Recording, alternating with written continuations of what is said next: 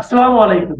প্রিয় দর্শক, আপনাদের সকলকে আমন্ত্রণ জানাচ্ছি আমাদের কথা চ্যানেলের।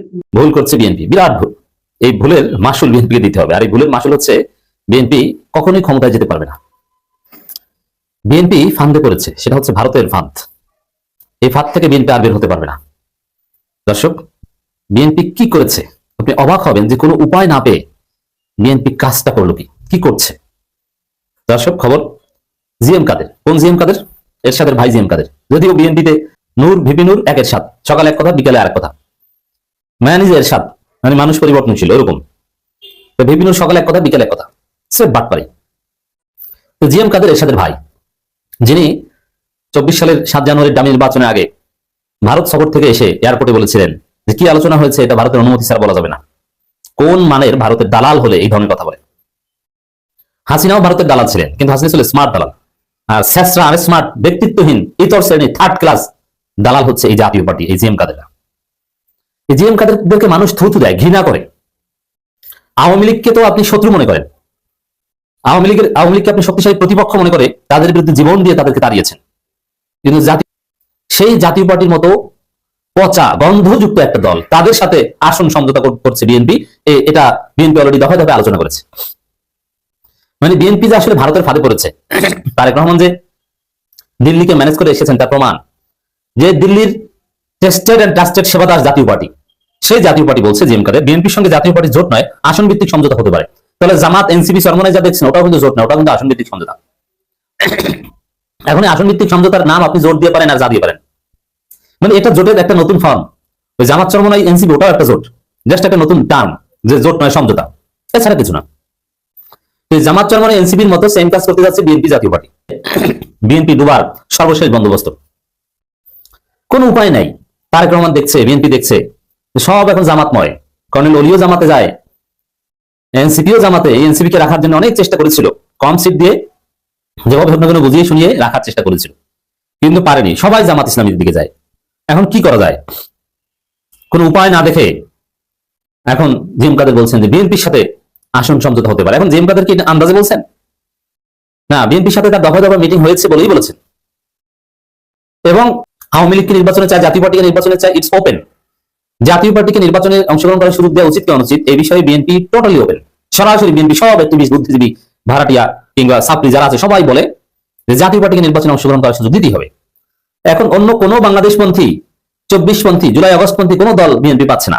নাম কাওয়াস্তে দিয়ে একটা স্যাসরা দল পাচ্ছে যেগুলোর কোনো ভোট নাই। কোনো বড় দল বিএনপি কাছে পায়নি। কোনো উপায় না পেয়ে জামাত ঠেকাতে এখন জাতীয় পার্টির সাথে হাত মিলাচ্ছে। আর জাতীয় পার্টিকে জোটে নেওয়া মানে আওয়ামী লীগের সাথে জোট, আওয়ামী লীগ এবং জাতীয় পার্টির সাথে জোট করছে, এভাবে আপনি বলতে পারেন। এখন এই নতুন বাংলাদেশে যারা ফেসিস্ট এবং ফেসিবাদের দোসর আওয়ামী লীগ এবং জাতীয় পার্টির সাথে জোট করবে, তাদের পরিণতি ওই ফেসিস্ট এবং ফেসিস্টদের দোসরদের মতোই হবে। তাহলে বিএনপির ফল হবে আওয়ামী লীগের মতো। এত বড় ভুল বিএনপি করছে, এভাবে হতাশ হলে হবে? বিএনপি ওই যে বেশি খেতে যে মুখ পড়ে গিয়েছে, বিএনপি 5 আগস্টের পর থেকে যদি এরকম চাঁদাবাজি না করতো তাহলে জামাতের এরকম উত্থান এটা অসম্ভব ছিল। জামাত নিজেরা এটা চায়নি। জামাত চেয়েছে 2048 সালে তাদের উত্থান হবে, কিন্তু বিএনপি ভয়ানক চাঁদাবাজি জামাতের উত্থান ঘটিয়ে দিয়েছে। মানে বেশি গরম খেতে চায়। এখন দেশে যে পরিস্থিতি হয়েছে, বিএনপি ক্ষমতা আসবে জনগণের ভোটে, এরকম কোনো বাস্তবতা নেই। এটা বিএনপি সবাই জানে। এই জায়গায় বিএনপির উচিত যে বিরোধী দলে বসার জন্য প্রস্তুতি গ্রহণ করা। ঠিক আছে, আমরা এবার বিরোধী দল হবো, প্রধান বিরোধী দল হবো। প্রধান বিরোধী দল হয়ে জামাতের ভুল ত্রুটি সমালোচনা করে জনমত ঘুরিয়ে দিয়ে পরের বার আমরা ক্ষমতা আসবো জামাত ইসলামীকে পরাজিত করে। এটা হচ্ছে রিয়ালিস্টিক চিন্তা ভাবনা। এবার ক্ষমতা আসবে, এটা স্রেফ সাগলামি এবং পাগলামি। যারা মিনিমাম জনগণের সাথে মিশে তারা জানে যে বিএনপি ভোটের মাধ্যমে বিএনপির এবার সম্ভব না, এটা একদম শেষ হয়ে গেছে। তো সেই জায়গায় বিএনপি চিন্তা করছে না, আমাদের ভোট নাই থাকে, যে কোনো ভাবে হোক, কৃত্রিম ভাবে হোক আমাদের ক্ষমতা আসতে হবে। শেষ পর্যন্ত এই বেশি খেতে যে জাতীয় পার্টির সাথে, ভারতের সাথে, আওয়ামী লীগের সাথে হাত মিলিয়েছে। কিন্তু বাংলাদেশের জনগণ এগুলো টলারেট করবে না।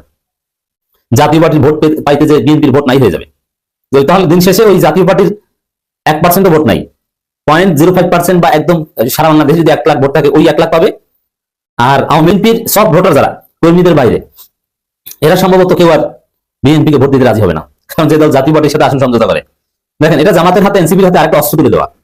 এবং বিএনপির জোটের বা বিএনপি সমর্থিত যে প্রার্থী যদি এটা হয়, তাহলে তাদেরকে এনসিপির সেটা রাস্তাঘাটে পিটাইতে পারবে ফেসিবাদের দোষর ট্যাগ দিয়ে, এবং এটা রিয়াল, সেই সুযোগ করে দিচ্ছে। এর মানে বিএনপি কোনো উপায় না দেখে এই নোংরা কাজটা করছে, অথবা বিএনপি নির্বাচন বাধাত। এখন তাকে মৃত ঘোষণা কখন করবে? যখন খালেদা জিয়ার শোককে পুঁজি করে বিএনপি নির্বাচন বানচাল করতে পারে তখন, অথবা ভোটের আগে মৃত ঘোষণা করে সিম্পিতি নেবে, খালেদা জিয়াকে সিম্পিতি কার্ড হিসেবে ব্যবহার করবে। এরা অমানবিক, মানবতা বিরোধী দল।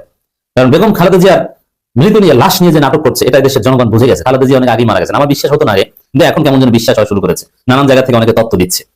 এর আগে আমি কিছুতেই বিশ্বাস করতাম না, সর্বশেষ আলোচনায় বলেছি আমি এটা মনে করি না যে সবার সামনে সম্ভব। তো দর্শক, বিএনপির সাথে আসন সমঝোতা করতে পারে, এটা বিএনপির সাথে আলাপ আলোচনার মধ্য দিয়েই বলেছে। তো বিএনপি জাতীয় পার্টির সাথে আলোচনা করে আসন সমঝোতার জন্য বাংলাদেশপন্থী কাউকে পায় না, এর কঠিন মাসুল বিএনপিকে দিতে হবে। জামাতকে সহজে বিজয়ী করে দেওয়ার একটা বন্দোবস্ত এটা, বিএনপি মারা খাওয়ার একটা বন্দোবস্ত এটা। এটা বিএনপির ভোটের আগে সর্বশেষ বড় ভুল। ওসমান হাদির ঘটনা শেষ পর্যন্ত জামাত এনসিপিকে ঐক্যবদ্ধ হতে বাধ্য করলো, ছিল না।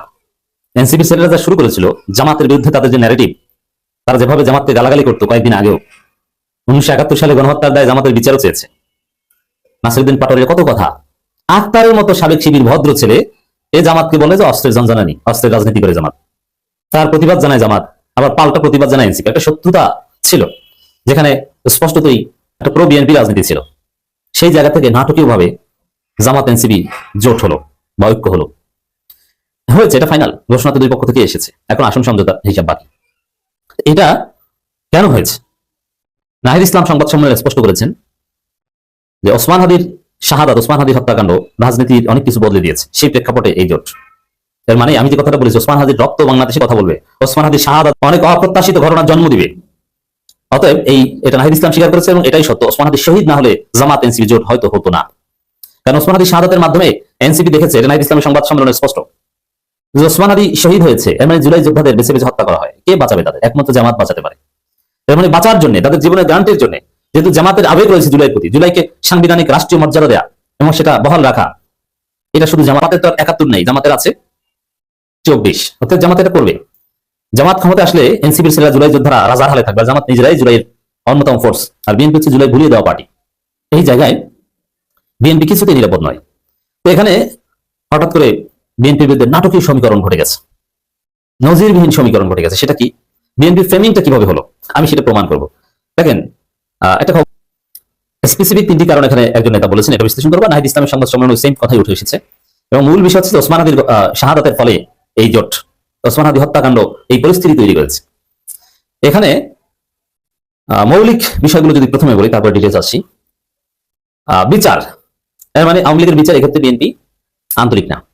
এখন জামাত এনসিপি মিলে বিচার করবে, এই কারণে জোট। আর বিচারে, আওয়ামী লীগের বিচারে যে বিএনপি, তারেক রহমান একটা টু শব্দ করলো না। এবং হাসিনা দেশে ফেরার পর, মানে তারেক রহমান দেশে ফেরার পর হাসিনার বিরুদ্ধে আওয়ামী লীগের বিরুদ্ধে এখন পর্যন্ত কিছু বলে নাই। বিচার নিয়ে বিএনপি, এমনকি আমির হোসেন মাহমুদ চৌধুরী একটা কথা বলেছে যে কিসের বিচার, বিচার করবে বিএনপি। এর মানে তারা এইসব বিচার মানে না। তারেক রহমানের বস ফজল পাগলা স্পষ্ট করে বলেছিলেন যে বিএনপি ক্ষমতা আসলে এইসব ট্রাইব্যুনাল থাকবে না। মির্জা ফখরুল স্পষ্ট বলেছে বিএনপি ক্ষমতা আসলে আওয়ামী লীগের বিরুদ্ধে কোনো মামলা থাকবে না। এখন আওয়ামী লীগের যদি বিচার না হয়, তারা যদি শক্তিশালীভাবে ফিরে আসে, তাহলে এনসিপির ছেলেদের সবাইকে হত্যা করবে, সব সমন্বয়কদের হত্যা করবে, সাদিক কায়েমদেরকে হত্যা করবে। অতএব এনসিপির ছেলেদের জীবন বাঁচানোর জন্য হলো এই বিচার নিশ্চিত করতে হবে, নইলে ওরা এদেশে বেঁচে থাকতে পারবে না। অতএব বিএনপি যেহেতু বিচারের বিরুদ্ধে, বিএনপির বিরুদ্ধে নির্বাচন করতে হবে, বিএনপিকে পরাজিত করতে হবে, এটা এনসিপি ফিল করছে। তবে সমীকরণটা কিন্তু বিএনপির বিরুদ্ধে। এরপরে বলছে ভারতের আধিপত্যবাদের বিরুদ্ধে লড়াইয়ের অংশ হিসেবে জামাতের সাথে জোট। এখন ভারতের তাহলে কি প্রমাণিত হলো? এবং ওসমান হাদি জীবন দিয়েছে ভারতের আধিপত্যবাদের বিরুদ্ধে, তাহলে বিএনপি ভারতের আধিপত্যবাদের বিরুদ্ধে নয়, কারণ জোটটা তো বিএনপির বিরুদ্ধে। বিএনপি ভারতের আধিপত্যবাদের পক্ষে, বিএনপি ভারতের দালাল। এই কারণে বিএনপিকে পরাজিত করতে, মানে ভারতের আধিপত্যবাদকে ঠেকাতে বিএনপির বিরুদ্ধে জোট করে জামাতকে শক্তিশালী করতে হবে, বিষয়টা তো এটাই। তাহলে বিএনপির ফ্রেমিংটা এখানে কি বুঝতে পারছেন? একটা হচ্ছে যে তারা আওয়ামী লীগের বিচার চায় না, তারা আওয়ামী লীগকে ফিরিয়ে আনতে চায়। তো এটা হতে দেওয়া যাবে না, যার ফলে বিএনপিকে পরাজিত করতে হবে। সেকেন্ড হচ্ছে যে বিএনপি ভারতের দালাল, অতএব ভারতের দালালদের ক্ষমতা আসতে দেওয়া যাবে না, বিএনপির বিরুদ্ধে যে জামাতের সাথে হাত মিলাতে হবে। এনসিপির অনেকের মতো জামাত ভালো না, জামাতের সমস্যা আছে। হ্যাঁ, এটা তো করবি, কারণ জামাত ভালো হলে তারা জামাতে। জোটের থিওরি এটা আগে বুঝেন দর্শক। জোট কেন করা হয়? জোট কিন্তু ভালো খারাপ না, মানে অত্যন্ত খারাপ ডেঞ্জারাস শক্তিকে পরাজিত করতে, কমন এনিমিকে পরাজিত করতে। অনেকে বলে যে এনসিপি জামাত সৎ মানুষের দল, সৎ লোকের শাসন চাই, এটা জামাতের স্লোগান। সেখানে এই এনসিপির এই দুর্নীতিবাজ, বিতর্কিত লবিংবাজ ছেলেদের নিল, অনেকে চাঁদাবাজিও করেছে। এই তো জামাত বিতর্কিত হবে না, বিতর্কিত হবে, এটা জোট, এটা জামাতে তারা যোগ দিয়েছে তা না। যেমন বিএনপির সাথে জামাতের জোট ছিল, জামাত তো দুর্নীতি মুক্ত ছিল, বিএনপি তো মহা দুর্নীতিবাজ ছিল, দুর্নীতিতে বাংলাদেশকে বিশ্ব চ্যাম্পিয়ন করেছে। এটা কি জামাতের না? জামাতের জোটের সঙ্গে যদি বিএনপি দুর্নীতি করে, সেটা বিএনপির ব্যাপার।